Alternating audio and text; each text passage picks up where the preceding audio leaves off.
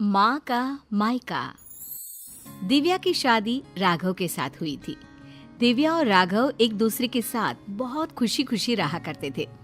दिव्या एक मध्यम वर्गीय परिवार की लड़की थी, लेकिन दिव्या की सास अनीता जी का मायका काफी पैसे वाला था और अनीता जी अपने पैसे वाले मायके की वजह से काफी घमंड भी किया करती थी। एक दिन सुबह के वक्त, मम्मी जी मैं सोच रही थी अपने मायके जाकर आ जाती हूँ, बहुत दिन हो गया है ना। हाँ मम्मी, पूरा 1 साल हो गया है दिव्या को अपने घर गए। कुछ दिन रहेगी तो उसका मन बदल जाएगा।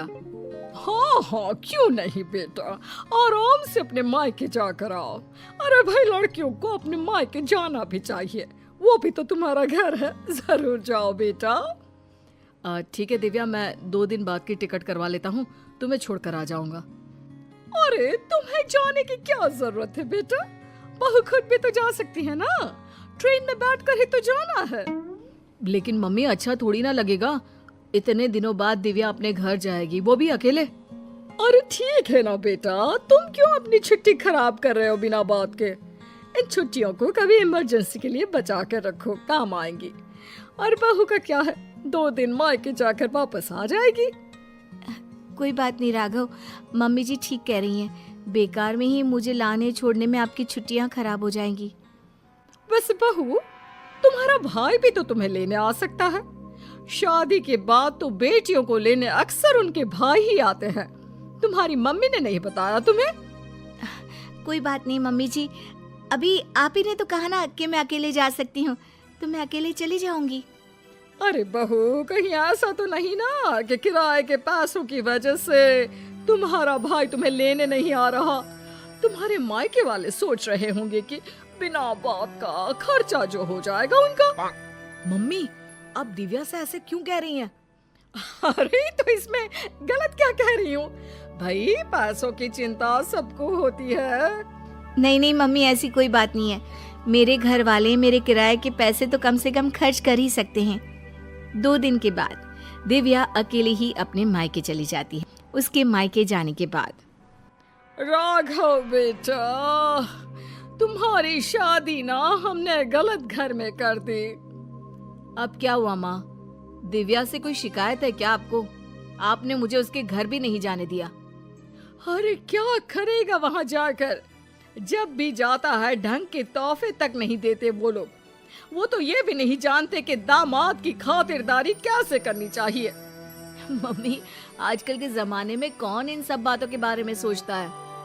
कभी तेरे पापा से पूछना, आज भी मेरे साथ जब मायके जाते हैं ना तेरी नानी के घर, तो पूछ कितनी खातिरदारी होती है उनकी वहां पर। और तोहफे तो इतने देती है तेरी नानी कि घर ही भर जाता है मेरा तो। लेकिन मम्मी, वो आपके मायके की परंपरा है ना, सब जगह ऐसा हो ये जरूरी तो नहीं। और हम दिव्या के घर वालों से ऐसी उम्मीद कैसे रख सकते हैं? अच्छा नहीं लगता मम्मी। ओफो, आजकल के लड़के ना शादी होते ही अपने पत्नी की साइड लेना शुरू कर देते हैं। अब देखना, आएगी तुम्हारी पत्नी खाली हाथ अपने मायके से। कुछ दिनों के बाद दिव्या अपने मायके से लौट कर आती है और वो अपनी मम्मी के दिए हुए गिफ्ट अपनी सास अनीता जी को दिखाती है। मम्मी जी ये देखिए, मेरी मम्मी ने मुझे साड़ी दी है, राघव के लिए शर्ट और आपके लिए भी एक साड़ी भेजी है। बस और कुछ नहीं रखा तुम्हारी मम्मी ने? अरे इतने दिनों के बाद मायके गई थी। मुझे तो लगा भाई अपने मायके से ढेर सारी चीज मिलेगी तुम्हें।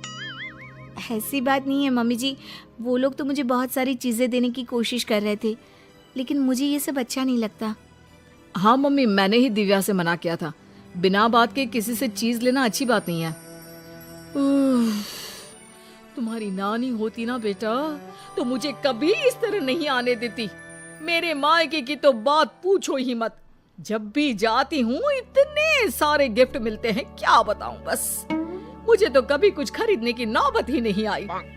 कभी कोई साड़ी, कभी कोई सामान मैंने खुद के हाथों से इतने सालों में नहीं खरीदा। सब कुछ तुम्हारी नानी ने दिया है मुझे। मम्मी, अब वक्त बदल गया है, वो आपका मायका है, दिव्या का परिवार पूरी तरह से अलग है। हाँ मम्मी जी, और वैसे भी सबका परिवार एक जैसा नहीं होता ना, और मुझे मेरे परिवार से कोई शिकायत भी नहीं है। कुछ दिनों के बाद अनीता जी अपने मायके जाती है और जब वहाँ से लौट कर आती है तो बैग भर भर के गिफ्ट लेकर आती हैं। देखो बहू, इसे कहते हैं मायके से आना। अरे भाई, इतना सामान हो गया था कि क्या बताऊं। अरे वाह मम्मी जी, ये तो बहुत अच्छी बात है, आपको इतनी सारी चीजें मिली हैं।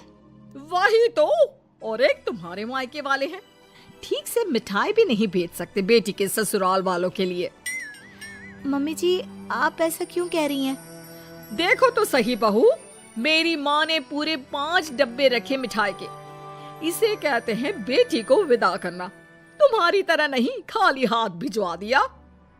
बस करिए मम्मी, दिव्या आपकी बहू है, आप उससे इस तरह बात करेंगे तो वो क्या समझेगी। राघव के बार बार समझाने पर भी अनीता जी पर कोई असर नहीं होता और वो कभी भी दिव्या को उसके मायके के लिए भला बुरा सुनाती ही रहती है।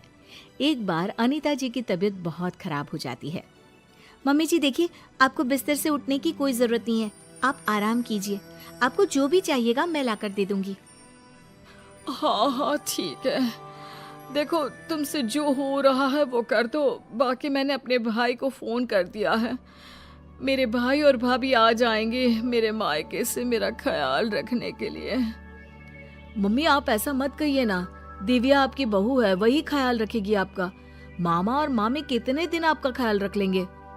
ऐसा कुछ नहीं है, मैंने कहा ना, मेरे मायके वालों को बड़ा प्यार है मुझसे।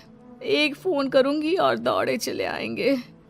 पूरा 1 सप्ताह बीत जाता है, लेकिन अनीता जी के मायके से कोई नहीं आता और दिव्या दिन रात अनीता जी की सेवा करके उनकी तबीयत ठीक कर लेती है। तबीयत ठीक होने के बाद, दिव्या बहू, जरा यहाँ तो आना मेरे पास। क्या हुआ मम्मी जी, आप ठीक है ना? आपको किसी चीज की जरूरत तो नहीं है? बहू मुझे माफ कर दो, मैं हमेशा अपने मायके का घमंड करके तुम्हें उल्टा सीधा सुनाती रही, लेकिन फिर भी तुमने मेरी इतनी सेवा की। मम्मी मैं आपसे कहता था ना, अगर आप अपनी बहू से प्यार से पेश आएंगे तो वो आपका बहुत ख्याल रखेगी और वही जिंदगी भर आपके काम आने वाली हैं। लेकिन मैंने तो अपनी बहू को हमेशा ताने मारे और फिर भी उसने मेरा इतना ख्याल रखा। मुझे माफ कर दोगी ना दिव्या? अरे मम्मी जी ऐसा मत कहिए, आप हमेशा मेरे मायके वालों को भला बुरा कहती रहती थी, लेकिन एक बात बताऊं, सबके घर वाले ना अलग अलग होते हैं, सबका अपना अपना नेचर होता है, लेकिन इसका मतलब ये नहीं कि मेरे मायके वाले मुझे प्यार नहीं करते, और इसका मतलब ये भी नहीं कि आप मुझे प्यार नहीं करती, है ना सच?